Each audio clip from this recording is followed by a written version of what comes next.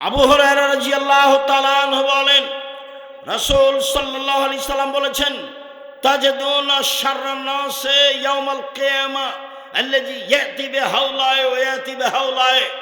পৃথিবীর মানুষ শুনে রেখো, বিচারের মাঠে সবচেয়ে নিকৃষ্ট মানুষ হবে বদনামকারী, পরনিন্দা করে, যে এইখানে এক কথা বলে ওইখানে এক কথা বলে।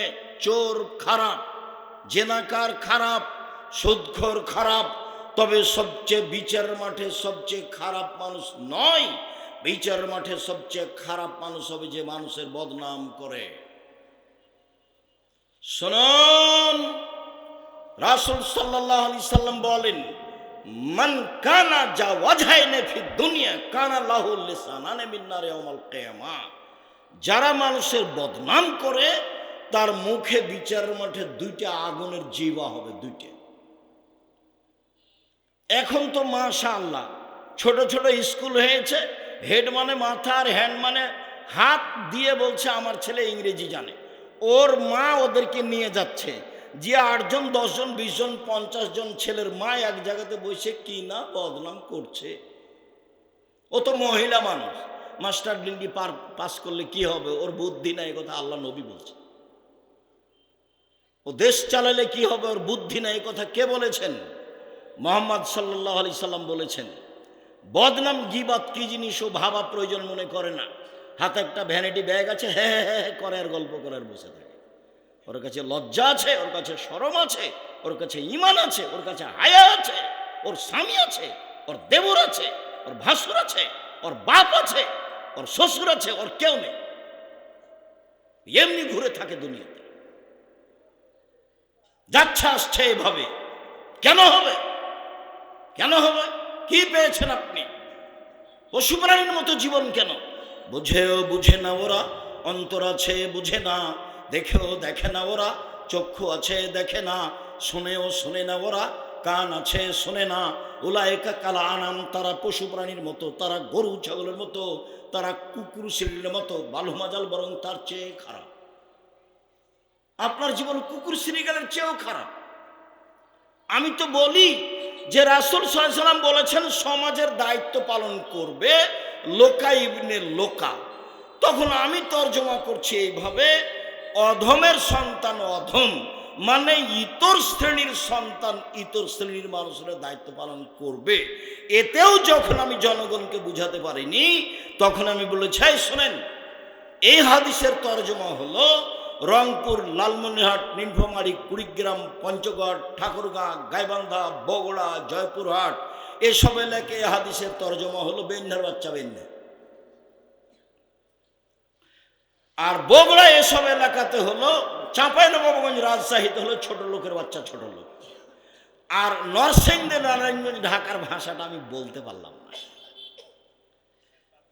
সেইটা আমি বলতে কষ্ট পাচ্ছি। তার মানে এটা এই স্টেজের জন্য মানাই না। না হলে আমি আপনারটা বলে শোনাতাম, ঢাকারটা বলে শোনাতাম, যেটা দিন রাত বলছে মানুষ, এই অমুকের বাচ্চা অমুক, সেটা আপনাকে আমি বলতে পারছি না। রাসূল সাল্লাল্লাহু আলাইহি সাল্লাম বলেছেন সারা পৃথিবীর সবচেয়ে এলাকার নিকৃষ্ট ভাষা যেটা, সেটার আরবি হলো লোকা ইবনে লোকা। ইতর শ্রেণীর মানুষ সন্তান ইতর শ্রেণীর মানুষ দায়িত্ব পালন করবে, এ কথা আমি বলিনি, এ কথা মুহাম্মদ সাল্লাল্লাহু আলাইহি সাল্লাম বলেছেন। বাংলা হচ্ছে অধমের সন্তান অধম যেদিন দায়িত্ব পালন করবে সেদিন কিয়ামত হবে, সেদিন সমাজের অবস্থায় হবে। আপনার অবস্থা এমন কেন হবে?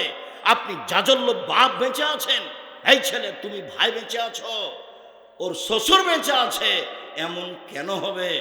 সম্মানিত দিনী ভাই বোন, রাসূল সাল্লাল্লাহু আলাইহি সাল্লাম বলেন, পৃথিবীর মানুষ শোনো, আমাকে জিবরাইল নিয়ে যাচ্ছেন উপরে। মুহাম্মদ সাল্লাল্লাহু আলাইহি সাল্লাম বলছেন, মেরাজে জিবরাইল নিয়ে যাচ্ছেন।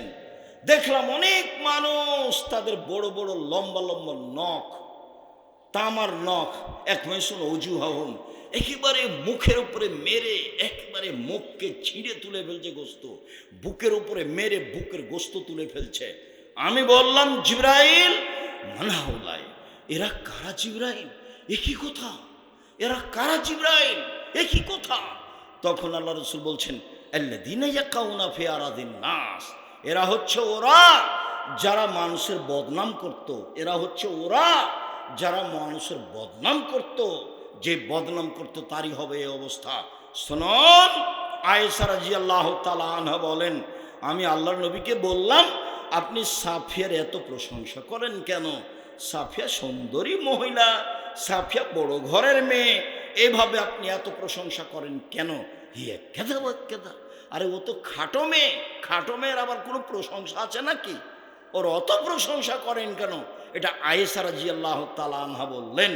তখন আল্লাহ রাসূল বলছেন, আয়েশা শোনো, লাকাদ কুলতি কালিমাতান লা মুজাজাত বিল বাহরি লা মুজাজাতহু, তুমি যে কথা বলেছ এই কথাটা যদি সাগরে ফেলে দেওয়া হয় তাহলে সাগরের পানি ঘোলা হয়ে যাবে। কি বলেছেন আয়েশা? বলেছেন যে খাটো মেয়ে। তো এবার আপনি দোকানে বসে ল্যাংটা মেয়ে দেখেন আর মাথায় টুপি থাকে আর আরেকজনের বদনাম করেন, তা আপনার কি অবস্থা? দুজন সাংবাদিক এসেছে জামিয়া সালাফিয়ায়, তো পুরাতন কথা জিজ্ঞাসা করছে। তখন আমি বলছি যে এই উপার্জন করে খাচ্ছেন কেন? ভিক্ষা করে খাবেন। এখানে এসছেন কেন? এই ছেলে, তুমি সাংবাদিকতা করো নাকি? এই ছেলে, তোমাকেই বলছি, তাড়াতাড়ি পরিবর্তন করো, রুজি অন্য জায়গাতে নাও।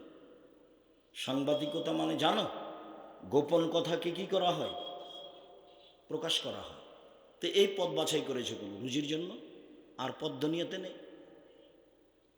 1 মিনিট শোনো, এদিকে দেখো।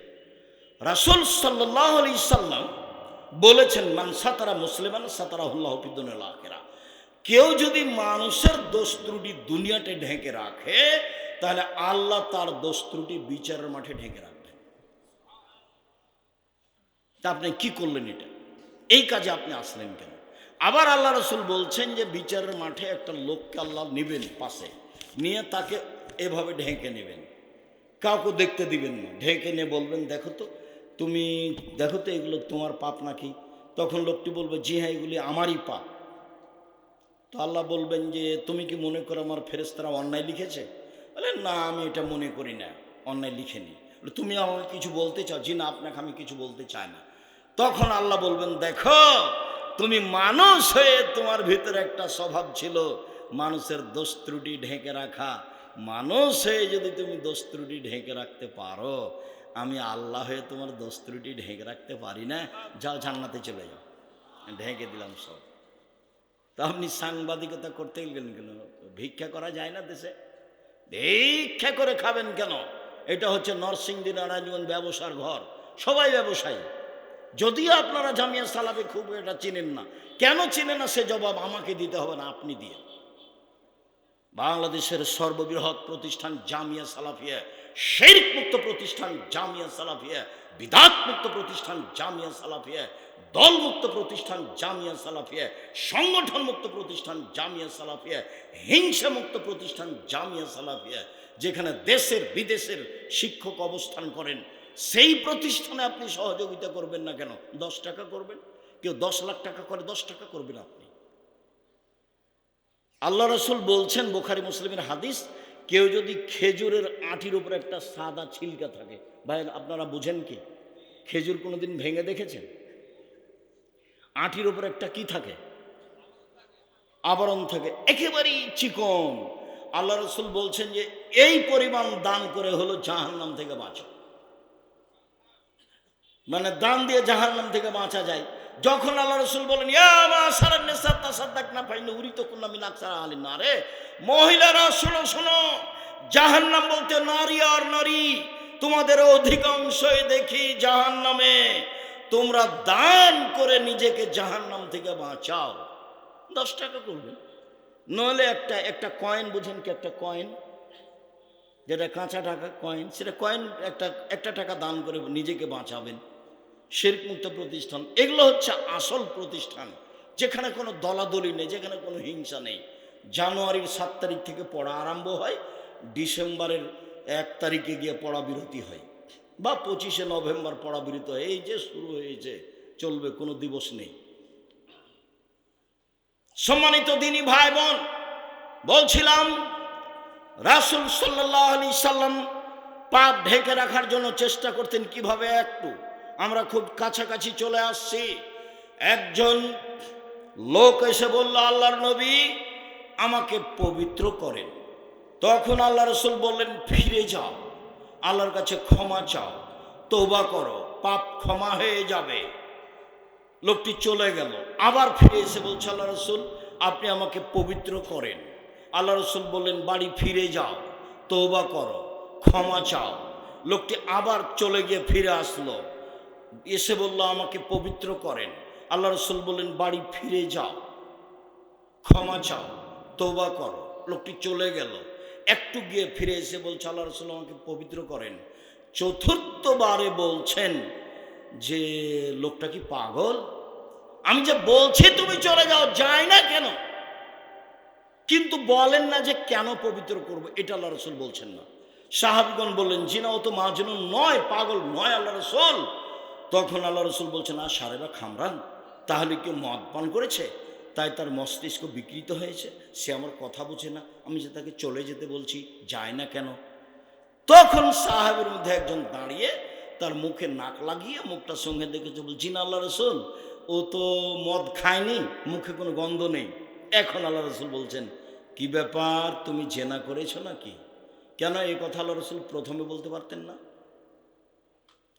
প্রথমবার বললেন না, দ্বিতীয়বার বললেন না, তৃতীয়বার বললেন না, চতুর্থবার বললেন না, পঞ্চবার বললেন না, ষষ্ঠবারে বলছেন, তুমি কি জেনা করেছো? তিনি তাকে ঠেকাতে চাচ্ছিলেন। শেষ পর্যন্ত বিচার হলোই, যা হলো হলো। আর 1 মিনিট থামেন এখানে। এই লোক ছিল গরিব মানুষ, তার নাম মাইজ ইবনে মালিক। ইনি যার বাড়িতে কাজ করতেন তার নাম ছিল হুজ্জাল, ধনী মানুষ। তার স্ত্রীর সাথে জেনায় লিপ্ত হন। তো তার মালিক জানতে পেরে তাকে বলল, তার মালিক তাকে খুব ভালোবাসত। তার মালিক বলল, দেখো মাইজ, ঘটনা যখন ঘটেই গেছে, রাসূলের কাছে যাও, গিয়ে বিষয়টি বলো। তাই রাসূলের কাছে এসে বারবার বলছে, আমার বিচার করে দেন। মালিকের পরামর্শে এসেছে, শেষ পর্যন্ত রক্ষা হলো না, বিচার হয়েই গেল। কোনো একদিন আল্লাহ রাসূলের সাথে হুজ্জালের দেখা, মুখামুখি। হুজ্জাল হলো মাইজ ইবনে মালিকের মালিক, যার শেষ পর্যন্ত ইট ঢেল পাথর হয়ে বিচার হয়ে গেল। আর ইনি হচ্ছেন মুহাম্মদ সাল্লাল্লাহু আলাইহি ওয়াসাল্লাম। মুখামুখি দেখা হলে আল্লাহ রাসূল বলছেন, হুজ্জাল, লাউ সাতারতা খাবারা মাইজ ইবনে মালিক লাকুনতা খায়রান কাসীর। হুজ্জাল, তুমি যদি মাইজ ইবনে মালিকের পাপটা ঢেকে রাখতে, তুমি যদি তাকে আমার কাছে না পাঠাতে, তাহলে যে কত ভালো হতো। হুজ্জাল, তুমি আমার কাছে কেন তাকে পাঠালে? আমি চেষ্টা করেছি ঢেকে রাখার, 1 বার, 2 বার, 3 বার, 4 বার, 5 বার, 6 বারের বারে আমি শাস্তি দিয়েছি, আমি ঢেকে রাখতে পারি। কিন্তু তুমি যদি আমার কাছে না পাঠাতে, তুমি যদি পাপটা ঢেকে দিতে, তাহলে যে কত ভালো হতো। এই বুখারী মুসলিমের হাদিস দিয়ে আপনাকে আমি কি দেখালাম? আপনাকে দেখালাম যে মুহাম্মদ সাল্লাল্লাহু আলাইহি ওয়াসাল্লাম মানুষের পাপকে ঢেকে রাখার ব্যাপারে চেষ্টা করতেন। বুঝাতে পারিনি মনে হয়। কথা কি বোঝা গেছে যারা আপনারা স্টেজে আছেন? আল্লাহ রাসূল মানুষের পাপকে ঢেকে রাখার চেষ্টা করেছেন, এবং মালিকের সাথে দেখা হলে এইভাবে তিনি দুঃখ প্রকাশ করলেন। আর আজকে তোমার স্বভাব কত খারাপ, তুমি দোকানে বসো মানুষের বদনাম করার জন্য। আমি তো আপনাকে বলেছি 4টা কাজ করবেন, 5 ওয়াক্ত সালাত, হালাল রুজি, কোরআন তেলাওয়াত, আড্ডা পিটা হারাম। যেইভাবে আড্ডা পিটা সময় কাটাচ্ছেন, তাতে তো এখন ভূমিকম্প হবেই। রাসূল সাল্লাল্লাহু আলাইহি ওয়াসাল্লাম বলছেন, 3টি পাপের কারণে 3টা বিপদ নেমে আসে। 3টা পাপের কারণে 3টা বিপদ নেমে আসে। 3টি পাপের কারণে 3টি বিপদ নেমে আসে। 1, ভূমিকম্প হবে। 2, আকার আকৃতি পরিবর্তন হবে। সন্ধ্যায় ছিল মানুষ, সকালে হবে সুর, বানর। সন্ধ্যায় ছিল মানুষ, সকালে হবে শুকুর, বানর। একবারে নগদ সুর হয়ে যাবে, নগদ বানর হয়ে যাবে, রাতে রাতে হয়ে যাবে। 3, সমস্যা নেমে আসবে। মসজিদে, মাদ্রাসাতে, যেখানে সেখানে মারামারি, সমস্যা নেমে আসবে। পাপ, এ যা শারিবুল খমরা, যখন নেশাদার দ্রব্য পান করবে, বিড়ি, তামাক, জর্দা, সিগারেট, গুল, নেশাদার দ্রব্য যখন খাবে, তখন এই 3টা বিপদ নেমে আসবে। 2, সাহারাতুল কায়নাত, মেয়েরা যখন নাচবে, তো সব মোবাইলে মেয়ে নাচে, সব দোকানে মেয়ে নাচে, সব বাড়িতে মেয়ে নাচে, তো গজব তো হবেই, ভূমিকম্প তো হবেই। আর তুমি বোকা ছেলে, তুমি বুঝো না, তোমার মা ওখানে বড় মোবাইলে ল্যাংটা মেয়ে দেখে, তোমার বোন ওই ঘরে দেখে, তুমি এখানে দেখো, তোমার মা ওই ঘরে দেখে, তাহলে গোটা বাড়িটা জেনাই সয়লাব, জেনার বন্যা, গোটা বাড়িটা জেনার বন্যা। সবার হাতে বড় মোবাইল, সবার হাতে কি বড় মোবাইল। যার হাতে বড় মোবাইল আছে সে ভালোভাবে জানে জেনা কি জিনিস। আইলানের তাজনানে জেনা হমান নাজর, দুই চোখের জেনা হচ্ছে চোখ দিয়ে দেখা। অল ওজনার জেনা হল ইস্তেমা, দুই কানের জেনা হচ্ছে কান দিয়ে শোনা। অল ইয়াদ জেনা হাল বাদশ, হাতের জেনা হচ্ছে হাত দিয়ে ধরা। আর রিজিল জেনা হাল মাসি, পায়ের জেনা হচ্ছে পা দিয়ে চলা। জেনাল কালব তাতামান্না তাস্তাহি, অন্তরের জেনা হচ্ছে পরিকল্পনা করা। জেনাল লেসানা নুতক, জিহ্বার জেনা হচ্ছে কথা বলা। এগুলো সব জেনার মাধ্যম। এই বাড়িটা জেনার বন্যা, জেনায় সয়লাব। তো এখন তো ভূমিকম্প হবে। যারা বুবিল মাঝি বাদ্যযন্ত্র যখন প্রকাশ পাবে, সব দোকানেই বাজনা বাজে, সব বাড়িতে বাজনা বাজে, সব মোবাইলে বাজনা বাজে। এটা তো স্বাভাবিক ব্যাপার।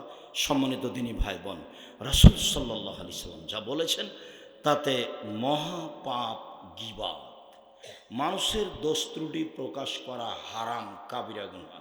মানুষের গোপন কথা কান লাগিয়ে শোনা কাবিরা গুনাহ, হারাম। রাসূল সাল্লাল্লাহু আলাইহি সাল্লাম বলেন, পৃথিবীর মানুষ শুনে রেখো, মাইয়াজমান লি মা বাইনাল লাহিয়া ওয়া বাইনার রিজলাইহা আজমাউল জান্নাহ। তোমরা যদি দুইটার জিম্মেদারি নিতে পারো, আমি মুহাম্মদ সাল্লাল্লাহু আলাইহি সাল্লাম তোমাদের জান্নাতে নিয়ে যাওয়ার জিম্মেদারি নিলাম। এক, মুখ, মুখে কার বদনাম গীবাত করবা না, কিভাবে জান্নাতে নিয়ে যেতে হয় সেটা আমি দেখব। দুই, জেনায় লিপ্ত হবা না, কিভাবে জান্নাতে নিয়ে যেতে হয় সেটা আমি দেখব। দুইটা জিনিসের জিম্মেদারি গ্রহণ করো, বাকিটুকু আমি দেখব।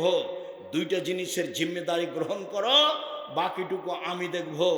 মুখে কারো বদনাম করো না। আবু হুরায়রা রাদিয়াল্লাহু তাআলা আনহু বলেন, আল্লাহ রাসূলকে জিজ্ঞাসা করা হয়েছিল, মা আন আকসারা ইউদখিলান নাসান নারা। আল্লাহ রাসূল বলেন তো, মানুষ বেশি বেশি জাহান্নামে যায় কেন? বলেন তো, বেশি বেশি জাহান্নামে যাবে কেন? কি জিনিস তাকে বেশি বেশি জাহান্নামে দিবে? তখন আল্লাহ রাসূল বললেন, আল ফারজ আল ফাম, মুখ আর লজ্জাস্থান। মুখ আর লজ্জাস্থান, মুখ মানে বদনাম, আর লজ্জাস্থান মানে জেনা। রাসূল সাল্লাল্লাহু আলাইহি সাল্লাম একদা বলছেন, সঙ্গী সাথী বলতে পারো বদনাম কাকে বলে? সঙ্গী সাথী বলতে পারো পিছন দিক থেকে মানুষকে ধাক্কা মারে জাহান্নামে নিক্ষেপ করে কি? সঙ্গী সাথী বলতে পারো মানুষকে পিছন দিক থেকে ধাক্কা মারে জাহান্নামে নিক্ষেপ করে কি? সঙ্গী সাথী বলতে পারো মানুষকে পিছন দিক থেকে ধাক্কা মারে জাহান্নামে নিক্ষেপ করে কি? বলতে বলতেই ফাঁক হাতে লেসানো হোক, জিভাটা ধরে নিচ্ছে, জিভা, এই জিভা মানুষকে পিছন দিক থেকে ধাক্কা মারে জাহান্নামে নিক্ষেপ করে। এটা আল্লাহ রাসূলের মুখের ভাষা। আল্লাহ তাআলা বলছেন, ইয়াবনা আদম লা বালাগাত যুনুবুকা আলাল সামায়ে, তোমার পাপ যদি বেশি হতে হতে আকাশে লেগে যায়, তুমি যদি আমার কাছে ক্ষমা চাও আমি ক্ষমা করে দিব। আমি পরোয়া করি না তুমি কত বড় পাপী, আমি পরোয়া করি না তুমি কত বড় পাপী। তুমি যেভাবে ডাকো আমি সেভাবে থাকি, তুমি যেভাবে আশা পোষণ করো সেভাবে আমি পূর্ণ করে থাকি। আমি পরোয়া করি না তুমি কত বড় পাপী, আমার কাছে ক্ষমা চাইলে ক্ষমা করে দিই। তুমি যেভাবে ডাকো আমি সেভাবে থাকি, তুমি যেভাবে আশা পোষণ করো সেভাবে আমি পূর্ণ করে থাকি। আমি পরোয়া করি না তুমি কত বড় পাপী, তুমি আমার কাছে ক্ষমা চাইলে ক্ষমা করে দিই।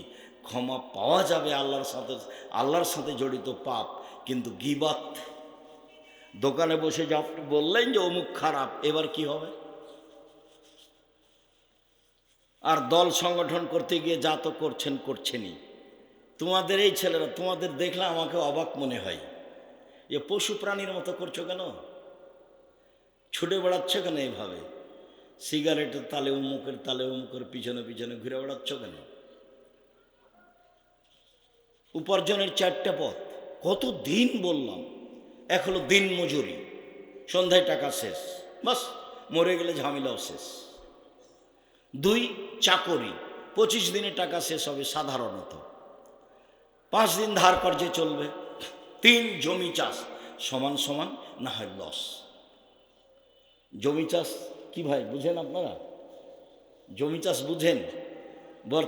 বর্তমান যুগে জমি চাষ মানে যারা চাষি তাকে জিজ্ঞাসা করে দেখেন, আর খরচ আর আয় মিলে কাছাকাছি সমান সমান। আর না হলে লসই আসবে খুব ভালো করে হিসাব করলে। 4, ব্যবসা। তখন রাসূল সাল্লাল্লাহু আলাইহি সাল্লাম বলছেন, পৃথিবীর মানুষ শোনো, আত-তাজির আস-সাদুক আল আমিন একুনাই ইয়াউমাল কিয়ামা মা শুহাদা সিদ্দিকুন আল আম্বিয়া। বিচারের মাঠে সত্যবাদী বিশ্বস্ত ব্যবসায়ীরা নবীদের সাথে, সিদ্দিক শুহাদাদের সাথে থাকবেন।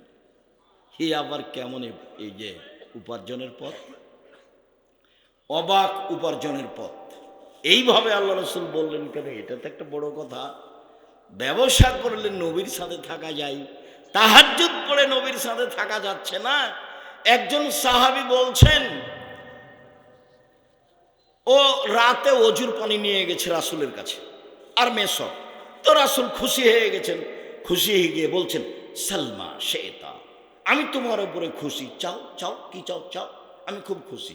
তখন সাহাবী বলছেন, আসআলুকা মুরাফাকাতাকা ফিল জান্নাহ, আপনার সাথে আমি জান্নাতে থাকতে চাই। তখন আল্লাহ রাসূল বলছেন, আমাকে এরা জালেক, না না এটা নয়, এটা নয়, অন্য কিছু চাও, অন্য কিছু চাও। তখন সাহাবী বলছেন, হোয়া জাকা, ওটাই চাই, আপনার সাথেই থাকতে চাই, অন্য কিছু আমি চাই না। তখন আল্লাহ রাসূল বলছেন, আইন আলা নাফসিক বিকাসরাতি সুজুদ, তাহলে তুমি আমাকে তাহাজ্জুদ পড়ে পড়ে সহযোগিতা করো, আমি তোমাকে জান্নাতে সাথে নিয়ে থাকতে পারবো না। তুমি তাহাজ্জুদ পড়ে আমাকে সহযোগিতা করো, তাহলে আমি তোমাকে সাথে নিয়ে থাকার চেষ্টা করব। আর অন্য এক জায়গাতে বলেছেন, কেউ যদি 2টা মেয়ের লালন পালন করে, দুইটা মেয়ের যদি কেউ লালন পালন করে, তাহলে সেই পিতা আর আমি মুহাম্মদ সাল্লাল্লাহু আলাইহি ওয়াসাল্লাম জান্নাতে এভাবে থাকবো, একসাথে জমা লেগে থাকবো। কিন্তু আমি আর আপনি যেভাবে লালন পালন বুঝেছি সেটা নয়। তখন আল্লাহ রাসূল বলেছেন, আল্লামাহুন্না, তাকে বিদ্যা শিখিয়ে দিয়েছে, ও আদাবাহুন্না, তাকে শিষ্টাচার শিখিয়ে দিয়েছে, ও আহসানা ইলাইহিন্না, তার সাথে সদাচরণ করেছে। তাহলে সেই পিতা আর আমি জান্নাতে এভাবে থাকব। তা আপনার মেয়ের নখটা বড় আছে, বলেন তো এটা কোন শিষ্টাচার?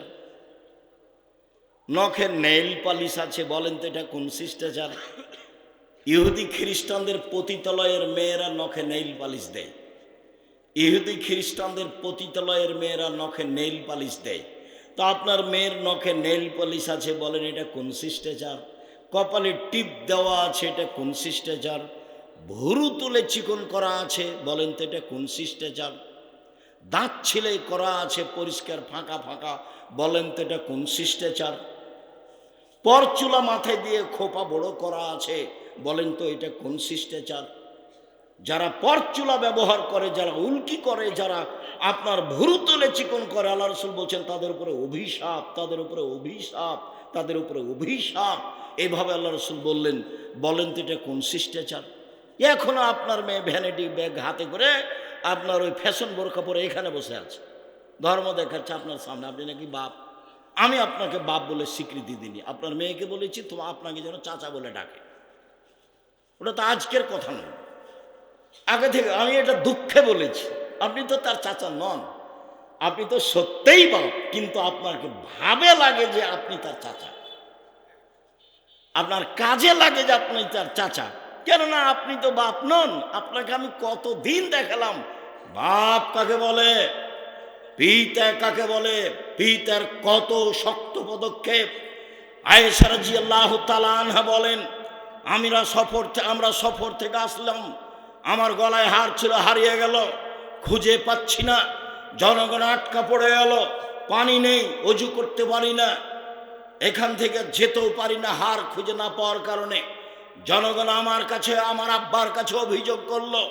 জনগণ বলল, আপনি জানেন আপনার মেয়ে কি ঘটিয়েছে? কি ঘটিয়েছে? আপনার মেয়ে হার হারিয়েছে, হার খুঁজেও পাচ্ছি না, যেতেও পারছি না। আয়েশা নিজে বলছেন, আমার বড় বোনের কাছ থেকে হারটা চেয়ে নিয়ে এসেছিলাম, আমিও বড় দুঃখিত, হার না পাওয়ার কারণে যেতে পারছি না। তিনি বলছেন, আবু বকর সিদ্দিক আমার কাছে আসলেন, বাপের নাম উল্লেখ করে বলছেন, লাখাজানি লাখজাদান শাদীদা, আমার কোমরের উপরে এত জোরে মারলেন। ওই সময় আমার স্বামী আমার উরু রানের উপরে মাথা দিয়ে ঘুমিয়েছিলেন। আমার স্বামী আমার উরু রানের উপরে মাথা দিয়ে না ঘুমালে মায়ের কারণে আমি দূরে সরে যেতাম, আমার বাপ আমাকে এত জোরে মারলেন, আবু বকর সিদ্দিক আমাকে এত জোরে মারলেন। আমি আবার একটু কথাটা স্পষ্ট করি। মেয়ের উরু রানের উপরে মাথা দিয়ে ঘুমিয়ে আছেন জামাই।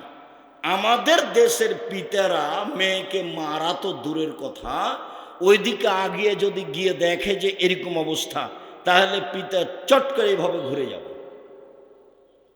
বুঝা গেল না কথা? মনে হয় এই দৃশ্য দেখলে বাপ ওইদিকে আগিয়ে যাবে? আমাদের দেশে যাবে না। দেখেন এই অবস্থায় গিয়ে মেরে দিলেন, আর বলছেন যে লাখজাতান শাদীদা, খুব জোরে মেরেছেন। পৃথিবীর সবচেয়ে বড় মানুষে মারলেন। নবী রাসূল ব্যতীত আদম থেকে নিয়ে কিয়ামত পর্যন্ত আবু বকর সিদ্দিক রাদিয়াল্লাহু তাআলা আনহু তো কোনো মানুষ জন্ম নেয়নি। পৃথিবীর ইতিহাসে আয়েশার চেয়ে বড় মহিলা কেউ জন্ম নেয়নি। পৃথিবীর ইতিহাসে মুহাম্মদ সাল্লাল্লাহু আলাইহি সাল্লামের চেয়ে দামি সম্মানী কোনো নবী জন্ম নেননি। সবচেয়ে বড় মানুষে মারলেন, আবু বকর সিদ্দিক রাদিয়াল্লাহু তাআলা আনহু মারলেন। সবচেয়ে বড় মহিলাকে মারলেন, আয়েশা রাদিয়াল্লাহু তাআলা আনহাকে মারলেন।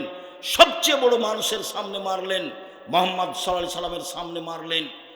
এত বড় মানুষে, এত বড় মহিলাকে এত বড় মানুষের সামনে মেরে দিলেন। দিন দুপুরে মারলেন, 1400 মানুষের সামনে মারলেন, খোলা মাঠে মারলেন, পূর্ণ যুবতী মেয়েকে মারলেন, বিবাহদারী মেয়েকে মারলেন, জামাইয়ের সামনে মারলেন।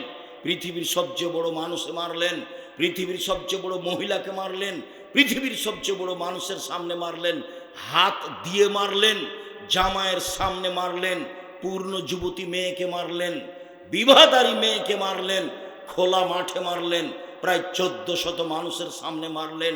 এত বড় বাপে এত বড় বেটিকে এইটুকু ভুলের কারণে মেরে দিলেন। আর আপনার মেয়ে ক্লাস 10-এ পড়ে, ইন্টার পাস করেছে, নখ বড় করে নখে নেইল পালিশ দিয়ে ঘুরে, আপনি আপনার কিছুই বলেন না, আপনি আবার বাপ। ছি, আপনার মতো বাপ বেঁচে থাকা আমি চাইনি। চিন্তা করবেন না, আপনার ছেলে মেয়ে জামিয়া সালাফে পড়াবে ইনশাল্লাহ।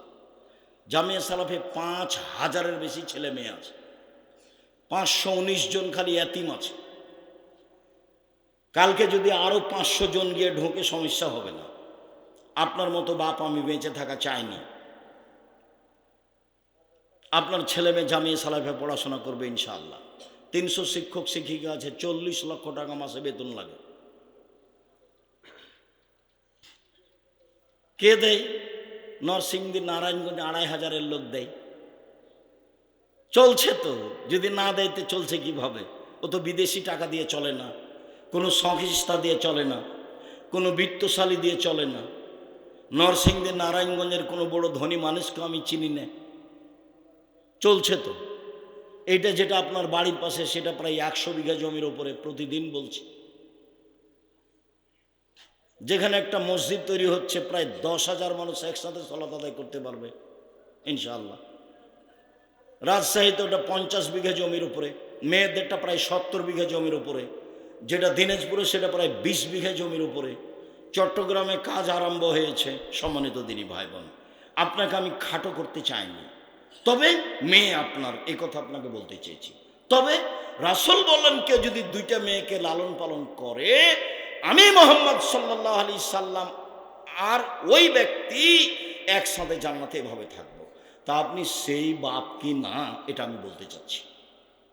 আপনার তো 2টা মেয়ে আছে, বিবাহ সাথী তো দিয়েছেন, তা আপনি নবীর সাথে থাকতে পাবেন তো থাকেন। এখন মেয়ের নখ বড় আছে, মেয়ে পরচুলা ব্যবহার করে, খোপা করে চলে, আপনি তাকে দেখতে পান ঢং ঢং করে ঘুরে বেড়াই, ফ্যাশন বোরকা পরে ঘুরে বেড়াই, ভ্যানিটি ব্যাগ দিয়ে ঘুরে বেড়াই, বাজারে যাই। বাজারে যাবে কেন? ওর বাপ মরে গেছে, ওর শ্বশুর মরেছে, ওর দেবর মরেছে, ওর ভাসুর মরেছে, ওর বোনের ছেলে মরেছে, ওর ভাইয়ের ছেলে মরেছে, জাতি ধ্বংস করেছে, একাই বেঁচে আছে, তাই তাকে বাজারে যেতে হবে। বাজারে যাবে কেন? ওর শরম হয় না কেন? ওর হায়া হয় না কেন? ওর লজ্জা হয় না কেন? তার ইতস্তবোধ হয় না কেন? তাকে কেউ ঠেকায় না কেন? তার বাপ ঠেকায় না কেন? তার স্বামী তাকে ঠেকায় না কেন? তার ভাইয়েরা তাকে ঠেকায় না কেন? তাকে বাধা দেয় না কেন? ঢং ঢং করে এসেছে, আবার চলে গেছে, যাবে কেন? ওর বাপ নাই, ওকে হিন্দুর মেয়ে, যাবে কেন? কেন যাবে? আপনি তো বেঁচে আছেন। এই যে দেখেন বাপ কেমন দেখালাম 1 মিনিট, ওটা তো বাপ, হাদিস তো বুখারী মুসলিম। দেখলেন না, জামাইয়ের সামনে মেরে দিলেন। উনি বলছেন লাকা জানি লাকসাতান শাদীদা, খুব জোরে মারলেন। আয়েশা রাদিয়াল্লাহু তাআলা বলছেন 7 ছেলের মা হয়ে গেল, বেটি কোনোদিন বাপের কাছে বড় হয় না। বিবাহ হয়ে গেল, বেটি কোনোদিন বাপের কাছে বড় হয় না। কোথা থেকে কথা এসেছে? কথা এসেছে যে সত্যবাদী ব্যবসায়ীরা কাদের সাথে থাকবে? জান্নাতের নবীদের সাথে থাকবে। বিশাল ব্যাপার। আব্দুর রাজ্জাক সাহেব একটু বলবেন কি ঘটনাটা কি?